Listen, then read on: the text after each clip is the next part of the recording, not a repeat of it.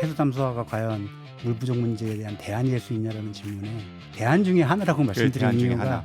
이게 하나만 절대적인 대안이라고 말씀드릴 그래요. 수가 있는 게 아니라 여러 가지 믹스가 잘 이루어져야지만 그 상황에 맞춰서 적절하게 대응할 수 있다고 생각을 하고 그 경제성을 차치하고 전략적인 부분을 좀 고려했을 경우에는 그건 에너지 믹스와 같이 물 믹스 이런 식의 물 맞아요. 수자원 믹스 같은 경우에 대한 좋은 거를 말씀이네요. 좀 고려해 볼 수자원 필요는 믹스. 있지 않을까 생각합니다. 네. 이번 여름 강릉 가뭄, 우리나라의 물 부족 문제에 대한 첫 번째 큰 경고였습니다. 당시 이재명 대통령이 장기 대책으로 해수 담수화 기술을 검토하라는 지시를 했는데요. 해수 담수화 기술 분야에서 세계 선두를 달리고 있는 게 우리나라 국내 기업 두산 에너빌리티라고 합니다. 오늘 두산 에너빌리티 이종성 수석과 함께 이 해수 담수화 기술의 현황과 미래에 대한 이야기 나눠보겠습니다. 수석님 안녕하세요. 안녕하세요. 예, 반갑습니다. 이게 회사에서 수석이라는 게 어떤 역할을 맡고 계시는 건지 좀 소개 좀 해주시죠. 자기 소개.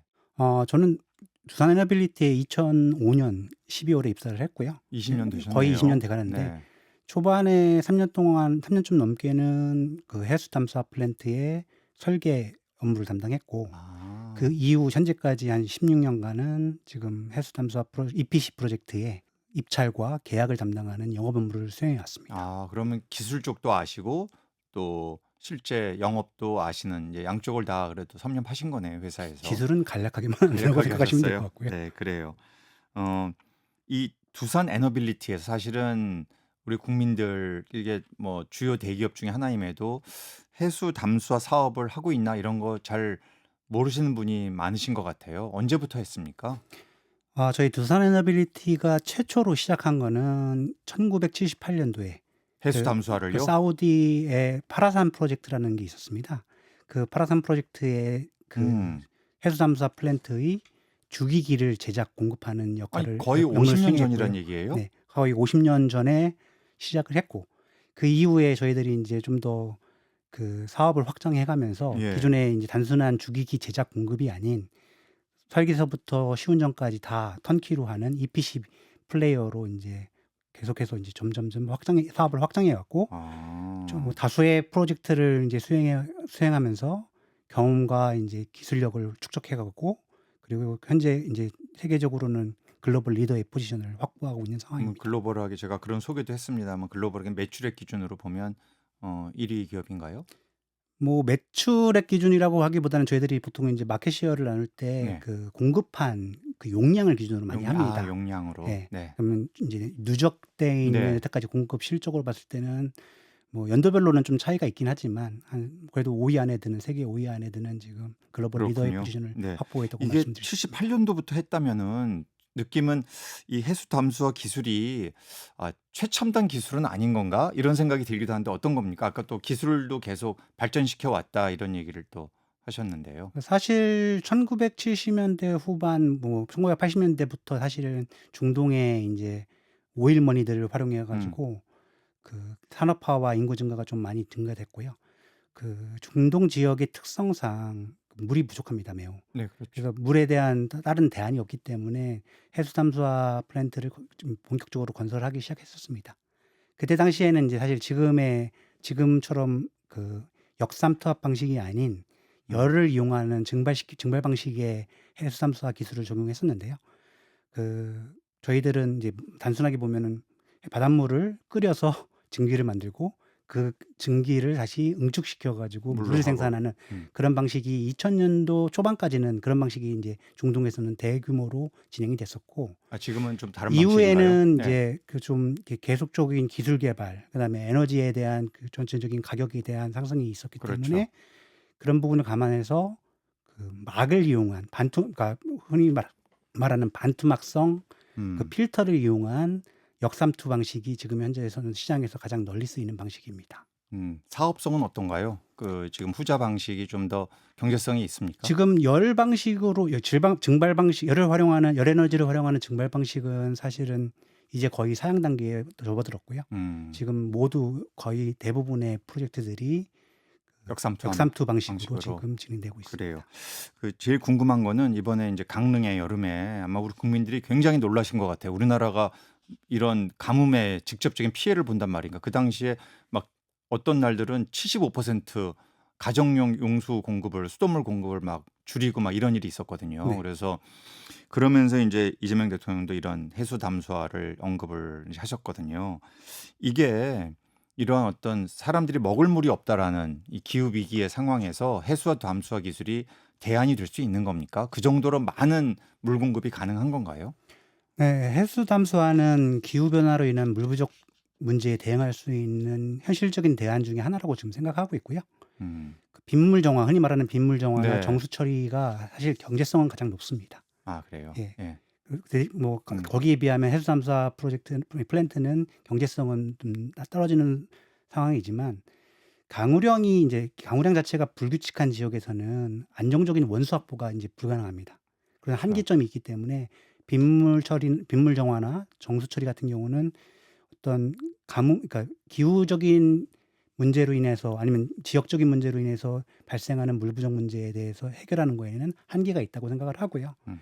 경제성을 쪼끔 더 인제 뭐 정부에서 어떤 식으로 뭐 지원을 하든 정책적으로 좀 지원을 하게 될 경우에는 그런 문제가 해결이 된다면 해수 담수화는 일단 바닷물을 활용하는 거기 때문에 바닷물은 아직까지는 그래요. 무궁무진한 네. 수자원이기 때문에 안정적으로 수자원을 확보해서 물을 공급할 수 음. 있고 대규모도 공급은 가능합니다. 그래요. 네.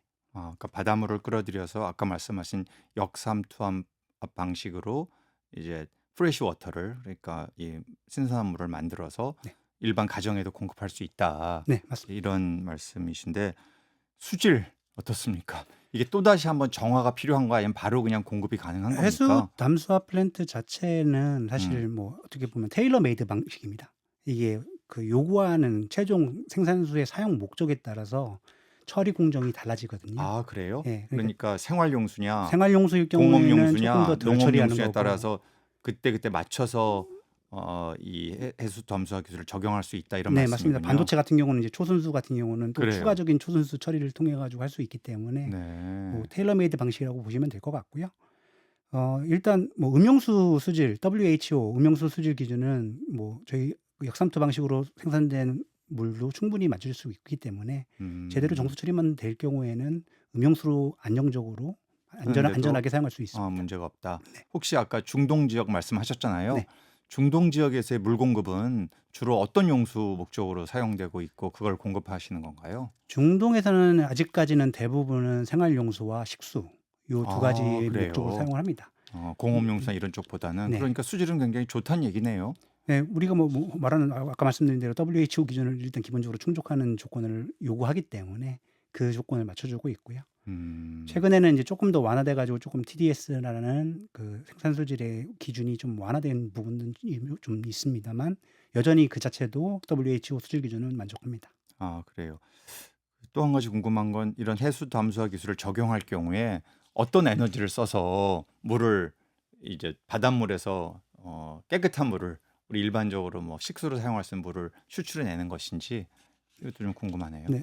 그 흔히 말하는 RO라고 불리는 역삼투 방식은 그 기존의 인제 증발 방식하고 달리 열 에너지가 필요 없고요. 그냥 예. 순수하게 전기 에너지만 있으면은 됩니다. 전기로. 그러니까 역삼투 방식이라는 게 이제 고압으로 바닷물을 그 반토막 필터를 통과해 가지고 염분을 제거하는 기술이기 때문에 그 고압으로 물을 인제 그 밀어 주려고 하면 그 펌프 같은 것들이 필요하면 펌프나 모터들이 기동이 필요하기 때문에 그 펌프나 모터들이 기동하기 위한 그 음 전기 에너지가 필요합니다. 그래요. 전 세계적으로 뭐 두산 에너빌리티를 포함해서 이러한 전기를 공급받을 때 앞으로는 기존의 화석연료 기반의 전기였다면 이제는 재생에너지로 만든 전기를 써야겠다. 이런 움직임도 있습니까? 이 해수 잠수화 분야에서도? 네. 실질적으로 인제 그 뭐 화석 연료를 베이스로 한 그 전기 에너지도 활용을 했어 왔지만 음. 점차적으로 인제 기후 변화나 이런 문제들이 많이 발생을 하다 보니 이제 사우디 중동 국가들도 인제 기후에 대한 관심을 많이 가져가고 있고 그런 요구 조건들이 많이 들어가고 있고요. 그다음에 에너지 절감에 대한 요구 조건들이 있기 때문에 태양광이나 풍력 등 신재생 에너지와 연계돼서 운전되기도 합니다. 그래요? 네. 그 중동 말씀하셨기 때문에 중동도 최근에는 이 태양광 발전 시설이 대규모로 굉장히 빠른 시간에 많이 확산되고 있는데 혹시 그쪽에서 만든 전기 사용하시나요?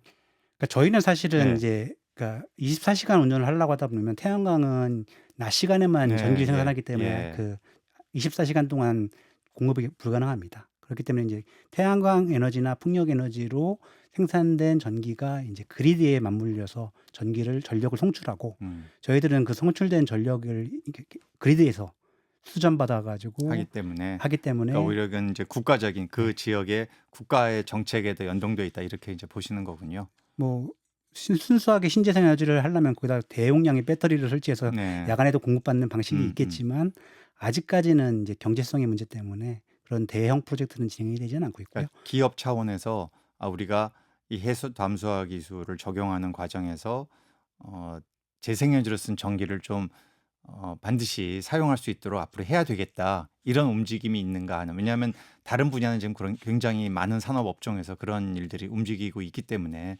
여기서는 어떤가 하는 그걸 좀 제가 여쭤보는 거예요. 그러니까 뭐 기업 차원에서는 ESG 측면에서 네. 뭐 은행이나 이런 쪽에서도 뭐 많은 것을 요구하고 있고 탄소 배출이나 이런 것들을 최소화시키라는 요구 조건은 그래요. 있습니다. 그래요. 근데 이제 저희들이 그런 걸 충족하고 싶지만 발주처가 요구하는 조건을 충족하면서 해야 되기 때문에 그렇죠. 그리고 일단 해수 탐사 플랜트는 전기만을 활용하기 때문에 탄소 배출이 양이 굉장히 적기 때문에 그 적습니다. 자체로는 예, 직접적인 배출은 적습니다. 예. 예, 그렇기 때문에 뭐 이 자체도 어떻게 보면 그린 사업이라고 볼 수도 네. 있다고 생각합니다. 아무래도 이제 그렇지만 전기를 뭐 화력이나 이런 쪽에서 전기를 가져오면 간접 배출은 많아지는 거니까 네. 아마 앞으로 특히 해수 담수는 뭔가 좀 청정 산업 이런 느낌이 들잖아요. 그러니까 아마 그런 쪽으로 가게 되지 않을까 하는 생각은 들긴 하네요. 이게 전 세계적으로 시장 규모는 어떻습니까? 시장 규모는 사실 저도 요즘은 제대로 이제 본 적은 없었는데 네. 계속적으로 이제 중동은 뭐 계속적으로 이제 신규 담소 프로젝트들이 발주가 되고 있고 점점 대형화가 되고 있는 추세였습니다. 근데 이제 기존에 아까 말씀드린 대로 열에너지를 활용하는 증발 방식이 이제 30년을 넘어서 40년 정도가 지금 되고 있기 때문에 이 노후화 플랜트를 이제 디커미셔닝 하게 되면 결국 반대급부로 신규 그 역삼투 방식의 RO 플랜트들이 또 추가적으로 발주될 것 같은 상황이고요. 네. 지금은 좀 발주량이 올해하고 내년도에는 조금 잠정으로 조금 줄어들고 있는 상황입니다. 좀 줄어들고 예. 있다고요? 최근에 너무 많이 발주가 돼서 많이 발주가 젖었기 돼서 때문에 그럼 전체적으로 시장에서 중동 지역의 이 해수 탐사 사업이 차지하는 비중이 좀 압도적으로 높다 이렇게 보면 될까요? 네, 맞습니다. 뭐 통계를 정확히 보지는 않았지만 뭐 90%, 80-90%는 중동에서 발주된다고 보시면 될 것 그렇군요. 같습니다. 그 이유는 당연히 사막 지역이라 물이 부족해서 네. 아니면 다른 이유도 있습니까? 원래 지역적인 한계가 이제 사막 지역이고 그다음에 지하수가 이제 고갈이 되고 있기 때문에 그렇죠. 지하수에 대한 개발도 막고 있고 음, 그러면 결국 최종적으로 안정적으로 원수를 확보할 수 있는 거는 바다로부터 그렇죠. 가져오는 바닷물밖에 없기 때문에 해수 담수화가 유일한 지금 현재 솔루션이라고 보시면 될 것 같습니다. 특히 그 지역에서는. 네. 근데 이제 점점 이제 해수 담수화 플랜트가 젖어 가고 있고 산업화가 또 진행되다 보면 결국은 이제 재이용에 대한 니즈들도 결국 시장에서는 좀 앞으로는 좀 증가하지 않을까 이런 예상도 좀 하고는 있습니다. 그래요. 그래서 이제 현재까지는 뭐 대부분의 이 사업이 중동 지역에서 많이 발주되고 있지만 사실은 이 물 부족 현상, 특히 가뭄 현상은 좀 전 세계적인 현상이지 않습니까? 그래서 특히 뭐 저만 해도 각국에서 농산물 생산이 가뭄 때문에 급락하는 뭐 이런 걸 굉장히 예의주시하고 있는데요. 예를 들면 작년에 지금 브라질이 전 세계에서 커피 생산과 수출이 제일 많은 나라인데 엄청난 가뭄으로 좀 올해까지 이 원두 가격이 폭등할 거다 이런 예상들을 이제 하고 실제 실현되고 있어요. 근데 이렇게 중동 외에 이런 지역 앞으로 계속 물 부족 현상, 가뭄 현상이 발생한다고 했을 때 해수 담수화가 이런 다른 지역에도 앞으로 물 부족 현상을 겪을 중동 외의 다른 지역에서도 계속 사업이 커질 이런 가능성들을 회사에서는 어떻게 보고 계십니까? 일단은 뭐 중동이나 뭐 북아프리카 지역 자체는 지역적 특성으로 인해서 사막 지역이다 보니 뭐 물을 공급받을 수 있는 대안이 해수 담수화가 그래요. 유일한 대안이지만 다른 지역 같은 경우는 좀 이제 조금 상황이 다릅니다. 근데 호주도 마찬가지로 지금 해수 담수화를 도입하고 그렇죠. 있는 상황이고요. 호주도 상당히 그 사막 지역이 많잖아요. 근데 향후에 결국은 이제 반도체 산업, AI가 증가하면서 반도체 산업이나 이런 첨단 산업이 증가를 하다 보면 다 물 필요하고. 결국은 데이터 센터를 많이 증설을 해야 되고 그럼 결국은 물이 많이 필요한 네. 상황인데 아시다시피 우리의 수자원 수원 자체는 한정되어 있고 그럼 음. 추가적으로 더 필요한 물을 공급하기 위해서는 결국 다른 대안들이 나와야 되는데 그럼 결국은 바닷물을 끓여서 해수 담수화를 하는 방법이 그래서 좋은 방법이라고 생각을 합니다.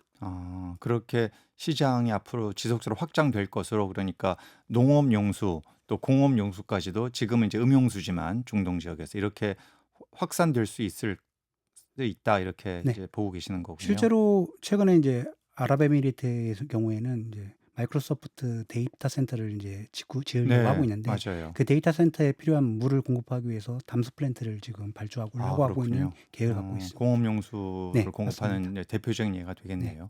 아까 그 말씀하시면서 살짝 재이용 네. 이거 물을 재이용한다 이 말씀이신가요? 그는 그러니까 하수가 이제 처리된 물을 산업용수, 그러니까 먹는 음용수로는 사용하기는 예. 좀 그렇지만 산업용수로 쓰기에는 재이용을 적절하게 처리를 해서 하는 방법이 사실은 경제성은 좋은 편이거든요. 그렇죠. 예. 그러니까 이제 뭐 음용수나 식수 이런 것들에 안 관계되지 않지만 그런 부분 이외의 산업용수에 대해서는 일정 부분 활용할 수 있는 니즈가 있기 때문에 말씀대로 이제 사우디 같은 경우는 해수 탐사 플랜트를 많이 짓다 보니 결국은 그리고 그 산업화가 가속화되면 공장들이 많이 생길 거고 그럼 그 공장들의 물이 공급되는 거 이후에 하수 처리되거나 폐수 처리된 물을 결국 재용할 수 있는 맞아요. 경제성으로 보면 네. 그 재용할 수 있는 가능성이 높아 보인다라는. 반도체 공장도 그 물 재이용률이 상당히 지역에 따라서는 굉장히 높더라고요. 네, 뭐 맞습니다. 80% 이상 재이용 맞습니다. 가능하다고. 그런 것들이 결국은 이제 해수 담수화 말씀을 하시지만 앞으로 지속적인 물 부족 상황을 대비했을 때는 다양한 방식으로 물을 네. 계속해서 지속 가능하게 사용할 수 있는 방법들이 강구돼야겠다 이렇게 좀 이해할 수 있을 것 같네요. 네, 그래서 아까 말씀드린 것처럼 해수 담수화가 과연 물 부족 문제에 대한 대안이 될 수 있냐라는 질문에 대안 중에 하나라고 말씀드린 대안 중에 이유가 하나. 이게 하나만 뭐 대안이다라고 절대적인 대안이라고 말씀드릴 그래요. 수가 아니라 여러 가지 믹스가 잘 이루어져야지만 그 상황에 맞춰서 적절하게 대응할 수 있다라고 생각을 하고요. 그 경제성을 차치하고도 전략적인 부분을 좀 고려했을 경우에는 그런 에너지 믹스와 같이 물 믹스 이런 식의 물 맞아요. 수자원 믹스 같은 경우에 대한 좋은 거를 말씀이네요. 좀 고려해 볼 수자원 필요는 믹스. 있지 않을까 생각합니다. 그래요. 사실은 이건 좀 안타까운 얘기이기도 하지만 기후변화 때문에 이 해수면이 올라오고 있잖아요. 네, 맞습니다. 그 남북 지역에 빙하도 녹고 있고 그러니까 물 공급은 걱정 안 해도 이 해수 담수화를 위해서 물 공급은 걱정 안 해도 될 것 같아요. 바닷물은 계속해서 지금 늘어나고 이게 또 사실 우려가 되는 부분이기도 하지만 이런 해수 담수화에 있어서는 자원은 충분하다. 이렇게 볼 수 있겠네요. 네, 그렇죠. 맞습니다. 네. 우리나라는 시장이 주로 이제 중동 지역 말씀을 하셨는데 우리나라에서 해수 담수화 기술이 적용될 시장 가능성은 어떻게 평가하고 계세요? 우리나라가 사실 뭐 유엔이 지정한 물 부족 국가에 속해 있지는 않고요. 예. 물 스트레스 국가로 좀 분류되어 있습니다. 음. 그러니까 아직까지는 뭐 상대적으로 수자원이 어느 정도 있긴 하지만 뭐 지금 최근에 이제 국내 일부 지역에서 발생하는 가뭄 사례 같은 경우는 뭐 지역적으로 계절적으로 일어나는 편차가 그러니까 뭐 기후적 편차가 좀 커지고 있고 리스크가 좀 존재하고 있기 때문에 뭐 대규모는 아니더라도 어떻게 보면 전략적으로 일부 대응할 수 있는 뭐 하나의 대안으로 뭐 고려해 볼 필요는 있지 않을까라는 생각을 하고 있고요. 그래서 앞으로 향후의 시장 가능성에 대해서는 사실은 뭐 지금은 뭐라고 워낙 해외에 네. 큰 시장이 존재하고 있기 때문에 아무래도 이제 회사 입장에서는 해외 시장을 현재는 주목하고 있겠네요. 네, 맞습니다. 정부가 앞으로 국내적으로도 이런 아까 뭐 수자원 믹스, 물 믹스 이런 말씀도 하셨지만 우리가 보기에는 앞으로 한국에서도 이번에 강릉에서도 상황을 봤을 때 뭐 대형 이런 규모의 투자는 아니라고 하더라도 좀 더 안정적인 지속 가능한 물 공급을 위해서 해수 담수화 기술을 적용할 필요가 있겠다. 이런 거를 정부에 건의를 하신다든지 어떤 정부의 제도적인 개선이 필요하다든지 이런 것들 보시는 측면이 있으신가요? 뭐 일단은 뭐 강릉 가뭄 사태에 있어서는 최근에 여기저기서 이제 문의는 많이 왔었던 상황이었고요. 그래요? 예. 근데 이제 저희들이 생각하기에는 아직까지는 우리나라 자체에 담수 플랜트를 대형화시키기에는 아직까지는 시기상조인 부분들이 약간 일정 부분 존재합니다. 경제성 부분으로 인해서 너무 이제 음. 우리가 공급하는 물 단가 대비 아무래도 이제 경제성은 좀 높은 편이라고 말씀을 드렸다시피 특히 이제 강릉에서 고려하고 있었던 그 용량 자체가 크지 않은 용량이기 때문에 규모의 경제로 보면은 용량이 작으면 작을수록 사실 단가는 올라갈 수밖에 없는 상황이거든요. 그럽니까? 그리고 이게 계속적으로 공급이 되는 게 아니라 일정한 그 어떤 특정한 뭐 가뭄 사례가 필요하거나 긴급성이 있는 음. 요하는 이런 사례가 있을 때 공급하는 플랜트 가능성이 높기 때문에 지금 자체로는 뭐라고 말씀을 드리기는 어렵고요. 음. 정책적으로는 뭐 사실은 아직까지는 우리가 해수 담수화 플랜트가 이게 뭐 본격적으로 도입되고 설치되고 있지는 않기 때문에 뭐 미리미리 사전에 좀 뭐 준비는 해야겠지만 아직까지는 뭐 제가 알기로는 그렇게 크게 그 본격화되기 위한 제도적인 아직 준비는 좀 미진한 걸로 알고 있고요. 네. 그런 부분은 어쨌든 이제 사업이 전전적으로 필요로 하고 시장에서 요구가 있으면 결국 정부에서도 그거에 대해서 충분하게 시기적절하게 대응할 거라고 생각합니다. 예. 뭐 두산 에너빌리티도 다양한 사업에 진출하고 있지 네. 않습니까? 회사 내부적으로 봤을 때 이 해수 담수화 사업에 대한 주목도랄까?